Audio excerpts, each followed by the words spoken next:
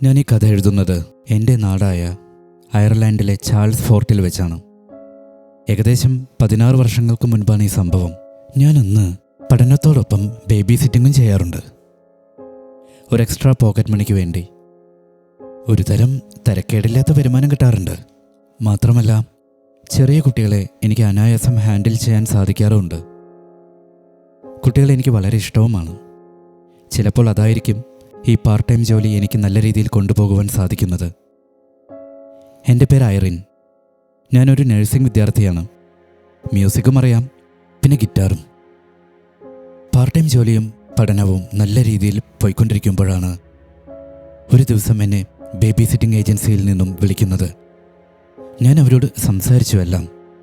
ഇങ്ങനത്തെ ഏജൻസി അവരുടെ സ്റ്റാഫ് ജോലി തിരക്കിലാവുന്ന സമയത്ത് ഒഴിവാക്കാൻ കഴിയാത്ത ക്ലയൻസിനു വേണ്ടി അത്യാവശ്യം വിശ്വസിക്കാൻ കഴിയാവുന്ന ഫ്രീലാൻസ് വർക്ക് ചെയ്യുന്ന ഞങ്ങളെ വിളിക്കാറുണ്ട്. അവർ ഒരു എമൗണ്ട് പറയും, അവരുടെ കമ്മീഷൻ കഴിച്ച്. പിന്നെ നമ്മൾ ആർക്ക് വേണ്ടിയാണോ ബേബി സിറ്റിംഗ് ചെയ്യുന്നത് അവരും നല്ല രീതിയിൽ ടിപ്സ് തരികയും ചെയ്യാറുണ്ട്. നല്ല സാമ്പത്തികമുള്ള ക്ലയൻസ് ആയിരിക്കും ഇത്തരത്തിലുള്ള ഏജൻസി.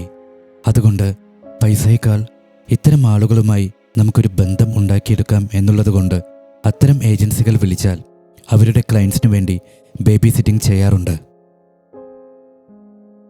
അവർ എന്നെ വിളിക്കുന്നത് ഞാൻ താമസിക്കുന്ന കൺട്രിയിൽ നിന്നും കുറച്ച് ദൂരെ റിമോട്ടായ സ്ഥലത്ത് താമസിക്കുന്ന മിസ്സിസ് ക്രിസ്റ്റിക്ക് വേണ്ടി ബേബി സിറ്റിംഗ് ചെയ്യാനാണ്. നൈറ്റ് ടൈം ആയതുകൊണ്ട് നല്ലൊരു എമൗണ്ടാണ് അവർ എനിക്ക് ഓഫർ ചെയ്തത്. ഞാൻ സമ്മതം മൂളി. അന്ന് തന്നെ മിസ്സിസ് ക്രിസ്റ്റി എന്നെ ഫോണിൽ വിളിച്ചു. സ്ഥലവും വരേണ്ട സമയവും പറഞ്ഞു. അവർ പറഞ്ഞതനുസരിച്ച് ഞാൻ അവരുടെ ലൊക്കേഷനിലെത്തി. ഒരു വലിയ വീടാണ്. നല്ല പഴക്കം തോന്നുന്നുണ്ട്. ഒരുപാട് വർഷം പുറകെ പോയ പോലെ എനിക്ക് തോന്നി. ഞാനത് കാര്യമാക്കിയില്ല. കാരണം ഇങ്ങനെയുള്ള അത്ര പഴയതെങ്കിലും ഇതുപോലെയുള്ള ചില വീടുകളിൽ ഞാൻ ബേബി സിറ്റിംഗ് ചെയ്തിട്ടുണ്ട്. മാത്രമല്ല, ഞാൻ പ്രതീക്ഷിച്ചതിനേക്കാൾ സാമ്പത്തികമായും പരമ്പരാഗതമായും വളരെ മുന്നിൽ നിൽക്കുന്ന കുടുംബമാണ് എന്നവരുടെ കാഴ്ചയിലും പെരുമാറ്റത്തിലും അറിയാം. ഒറ്റവാക്കിൽ പറഞ്ഞാൽ തികഞ്ഞൊരു അരിസ്റ്റോക്രാറ്റ് ഫാമിലി.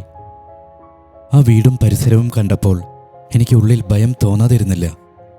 പക്ഷേ മിസ്സിസ് ക്രിസ്റ്റിയുടെ പെരുമാറ്റം വളരെ ആകർഷണീയമായിരുന്നു. അതുകൊണ്ട് മറ്റൊന്നും ഞാൻ കാര്യമാക്കിയില്ല.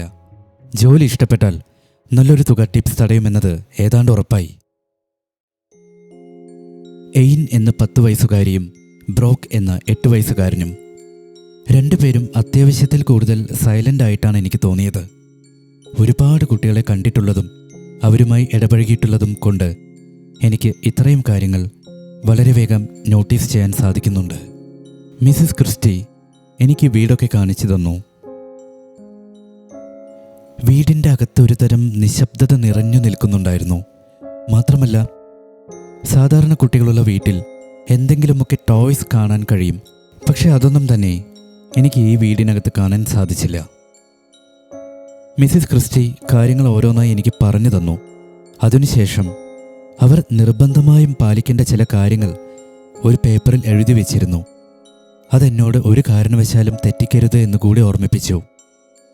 അതിനിടെ മിസ്സിസ് ക്രിസ്റ്റിക്ക് ഒരു ഫോൺ കോൾ വന്നു. സമയം വൈകിയതിനാൽ അവർ തിടുക്കത്തിൽ വീട്ടിൽ നിന്നും ഇറങ്ങുവാൻ തുടങ്ങി. അതിനിടയിൽ പേപ്പറിലുള്ളത് ഒന്ന് വായിച്ചു നോക്കുവാൻ പറഞ്ഞു. വീടിൻ്റെ ജനലുകളും വാതിലുകളും 6 മണിക്ക് ശേഷം അടച്ചു എന്ന് ഉറപ്പുവരുത്തണം. പുറത്ത് എന്ത് ശബ്ദം കേട്ടാലും വാതിൽ തുറന്ന് ഒറ്റയ്ക്ക് പോയി അതെന്താണ് എന്ന് നോക്കാൻ ശ്രമിക്കരുത്. എയിൻ ഉറക്കത്തിൽ ചിലപ്പോൾ പാട്ടുപാടുകയോ സംസാരിക്കുകയോ ചെയ്യും. ഒരിക്കലും അങ്ങനെ ചെയ്യുമ്പോൾ അവളെ ഉണർത്തരുത്. ബ്രോക്ക് ചിലപ്പോൾ ചില നിഴലുകൾ തന്നെ പിടിക്കാൻ വരുന്നു എന്ന് പറയും. അപ്പോൾ അവൻ്റെ ശ്രദ്ധ മറ്റെന്തിലേക്കെങ്കിലും മാറ്റുക. ഫോൺ ഒരിക്കലും ആദ്യത്തെ റിങ്ങിൽ എടുക്കരുത്. ഞാനാണ് വിളിക്കുന്നതെങ്കിൽ ആദ്യത്തെ റിങ്ങിൻ മുഴുവൻ കഴിഞ്ഞ് രണ്ടാമതും ഞാൻ വിളിക്കും. അപ്പോൾ മാത്രം എടുത്താൽ മതി. ഒരിക്കലും ബേസ്മെൻറ്റ് ഡോർ തുറക്കരുത്. അത് ലോക്ക്ഡ് അല്ല. അവിടുന്ന് എന്തെങ്കിലും ശബ്ദം കേൾക്കുകയാണെങ്കിൽ അത് മൈൻഡ് ചെയ്യാതിരിക്കുക. കുട്ടികളെ 8 മണിക്ക് തന്നെ കിടത്തി ഉറക്കുക. ഒരു കാരണവശാലും വൈകി ഉറക്കരുത്. എൻ്റെ ഇത്രയും നാളത്തെ ബേബി സിറ്റിങ്ങിൽ ആദ്യമായാണ് ഇങ്ങനെയൊരാൾ, അതും ഒരു പേപ്പറിൽ കാര്യങ്ങളൊക്കെ എഴുതി തരുന്നത്.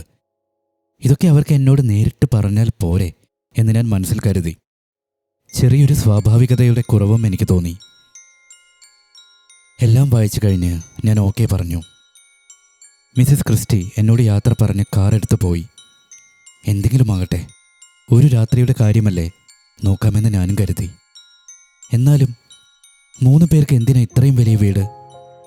വീട്ടിലാണെങ്കിൽ ഒരു സെർവൻ്റ് പോലുമില്ല. മിസ്സിസ് ക്രിസ്റ്റി പോയി കഴിഞ്ഞപ്പോഴാണ് എനിക്ക് ഇത്രയും കാര്യങ്ങൾ മനസ്സിൽ വരാൻ തുടങ്ങിയത്.